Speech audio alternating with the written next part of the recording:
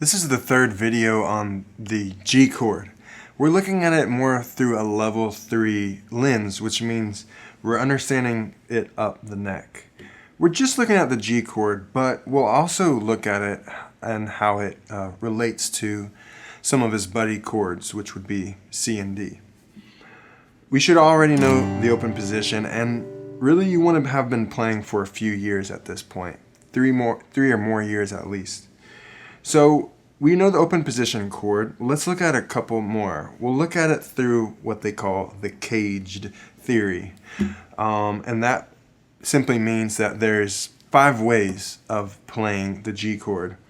The first one, the G in caged, is just its open version. There's a few other ways to play it. We could look at it through this big barred version. This is a G note on the 3rd fret, which means when we play this major chord on the top chord, it becomes a G major chord. This chord overlaps this G in a couple ways. One, same in common with the top note and the bottom 2 notes. See the bottom 2 on the traditional or the modern G shape open position. In this E position, we call it an E position because it comes from an E major chord position where that is barred already. We take that with us up to the 3rd fret, we get a G major chord. While we're at this shape, let's talk about how to find a D and a C because those are his buddies. If we take that up to the 8th fret, we get a C. G, A, B, after B is C. And then if we take C up a step, what's higher than C? A, B, C. Nailed it. D. 10th fret. You could spend however long you want working on maybe just playing those 3 chords. Work up your squeeze muscles, right? This particular shape it's difficult physically. But just playing that maybe for a few minutes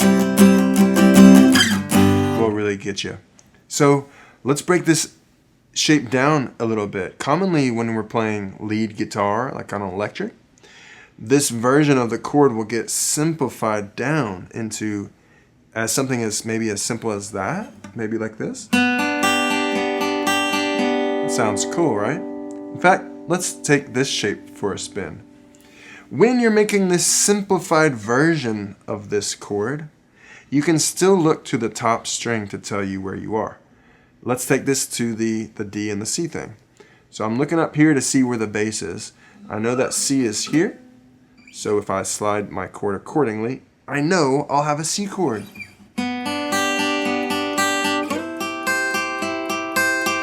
And again, if I go up a step to the D, I get a D chord.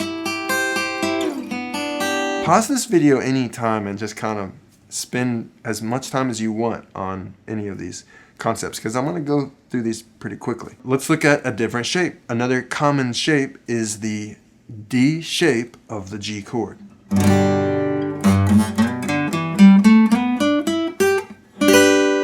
That was a G major pentatonic scale. Getting myself to this note here, it's a D shape.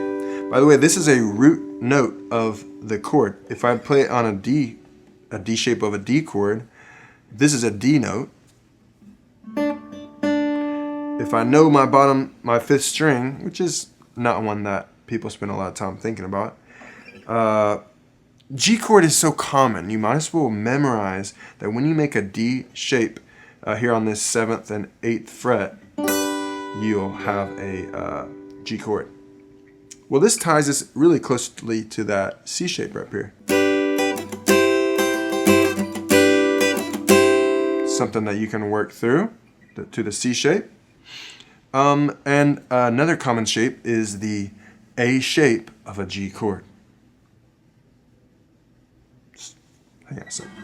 Watch this. I want to find, so first of all, if you look at an A chord, you could say his bass note or his boss note is the open A string.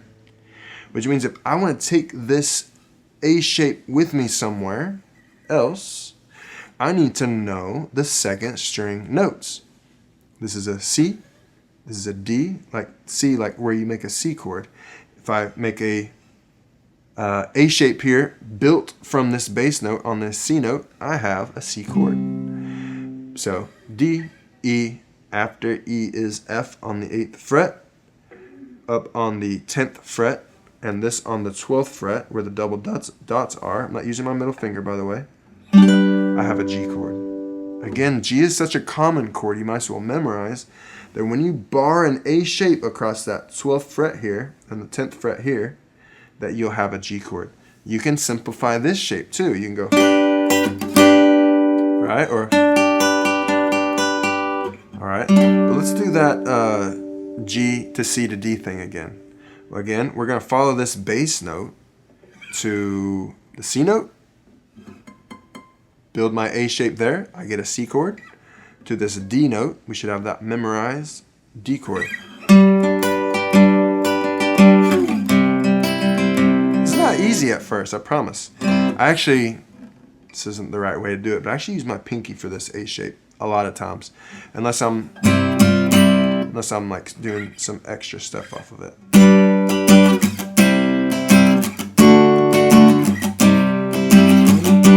It's important to take note of where these chords are.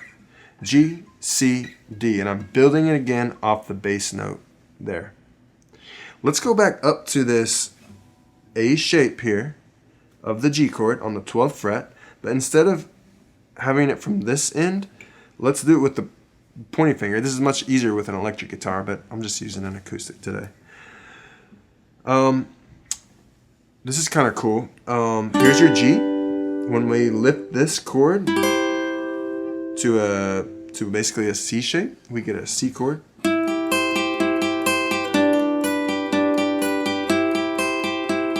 What happens when we lift a C chord up a step? I can't do it on this acoustic. We get a D chord. So D. Okay. Fancy, huh? So we're just trying to understand the G chord more. Spend time going through, do I know all these shapes? Especially the E shape, the D shape, and the A shape. Those are the most common ways to play these chords. Hope you enjoyed that video. I'm Jacob Paul with Inside Out Online. I'll see you on the next video.